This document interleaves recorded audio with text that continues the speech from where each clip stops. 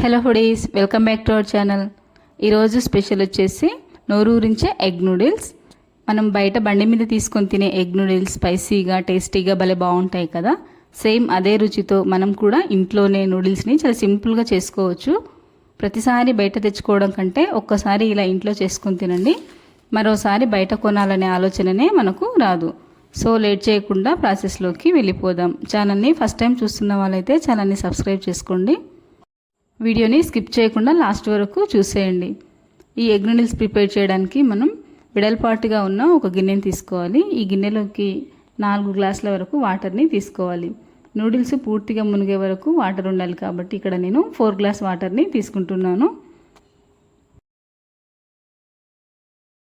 ఈ వాటర్లోకి 1 table spoon సాల్ట్ని అలాగే 1 టేబుల్ స్పూన్ ఆయిల్ని కూడా యాడ్ చేసుకోవాలి. ఆయిల్ని వేసుకోవడం వల్ల నూడిల్స్ సైడ్కి అంటుకుపోకుండా వచ్చేస్తుంది. తర్వాత ఇందులోకి నూడిల్స్ని వేసేయాలి. ఈ నూడిల్స్ వేసుకున్న తర్వాత మంటని మీడియం ఫ్లేమ్లో ఉంచి సరిగ్గా 5 నిమిషాలు ఉడికిస్తే చాలు. 5 నిమిషాల కంటే ఎక్కువ అయితే మరీ ఎక్కువ ఉడికి మెత్తగా అయిపోతుంది. ఇలా చేతిలోకి తీసుకొని చూస్తే ఉడికిందా లేదా అనేది మనకు తెలిసిపోతుంది. 5 నిమిషాల తర్వాత స్టవ్ ఆఫ్ చేసి ఇలా జాలి గిన్నెలోకి వేసుకొని నూడిల్స్ని వడగట్టేసుకోవాలి. ఇలా జాలి గిన్నె ఉండడం వల్ల వాటర్ అనేది పూర్తిగా కిందికి వెళ్ళిపోయి నూడిల్స్ అనేది పొడి పొడిగా చాలా బాగొస్తుంది. వెంటనే 1 గ్లాస్ చల్లనీళ్ళు కూడా వేసుకుంటే నూడిల్స్ మెత్తబడకుండా ఉంటాయి.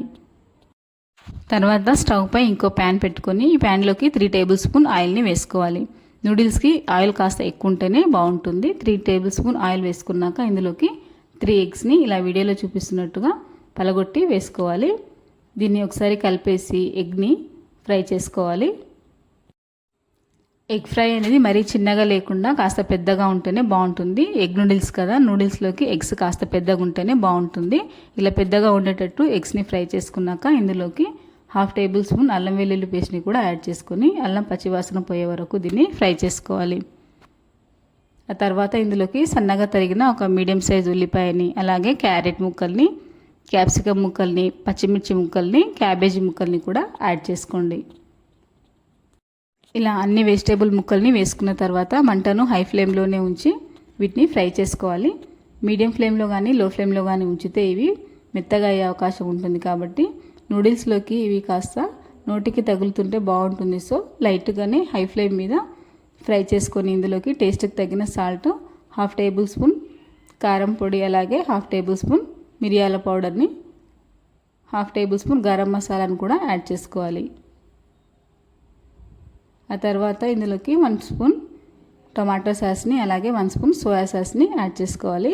ఇక్కడ నేను ఆల్రెడీ కారం పొడి వేసుకున్నాను కాబట్టి రెడ్ చిల్లీ సాస్ని వేసుకోవడం లేదు.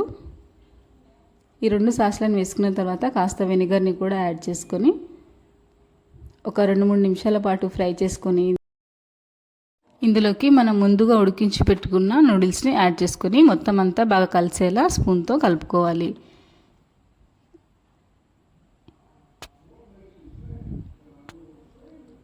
ఇలా అంతా కలిసే వరకు బాగా కలుపుకున్న తర్వాత చివరగా ఇందులోకి కొత్తిమీరను కూడా యాడ్ చేసి ఒక 2 నిమిషాలు ఫ్రై అయిన తర్వాత దీన్ని స్టవ్ ఆఫ్ చేసుకుంటే నూడిల్స్ రెడీ.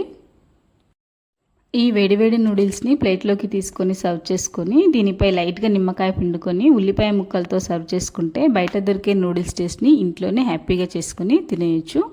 మీరు కూడా ఎగ్స్తో ఈ టైప్ నూడిల్స్ చేసుకొని ఎలా కుదిరింది అనేది కామెంట్లో షేర్ చేయడం మర్చిపోకండి. వీడియో నచ్చితే వెట్ కుకింగ్ ఛానల్ని సబ్స్క్రైబ్ చేసుకోండి. అలాగే లైక్ అండ్ షేర్ చేయండి.